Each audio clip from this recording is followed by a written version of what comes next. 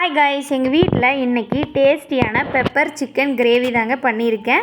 எப்படி பண்ணேன்னு பார்க்கலாம் வாங்க. அதுக்கு கொஞ்சமாக தேங்காய் எண்ணெய் ஊற்றிட்டு வெந்தயம் கொஞ்சமாக போட்டுக்கலாங்க. அது கூடவே சின்ன வெங்காயம் போட்டுக்கலாம். நான் சின்ன வெங்காயம் தான் யூஸ் பண்ணுவேன். இது கூட ஒரு தக்காளி போட்டு நல்லா மிக்ஸ் பண்ணிக்கலாங்க. இது ரெண்டுமே நல்லா வதங்குறதுக்காக லைட்டாக உப்பு சேர்த்துக்கலாம்.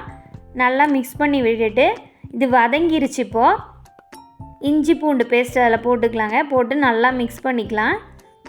பச்சை ஸ்மெல் இல்லாமல் வதக்கிக்கணும்.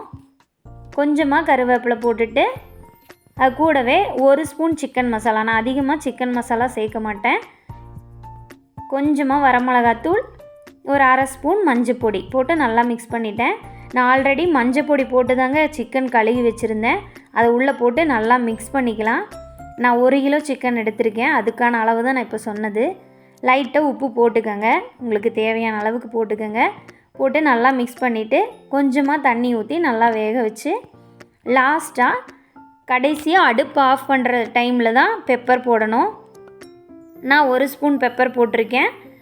அப்புறம் கருவேப்பிலை மறுபடியும் கொஞ்சமாக போட்டுக்கலாங்க. நல்லா மணமாக இருக்கும். அப்போ தான் கொஞ்சம் நேரம் மூடி வைக்கணும்.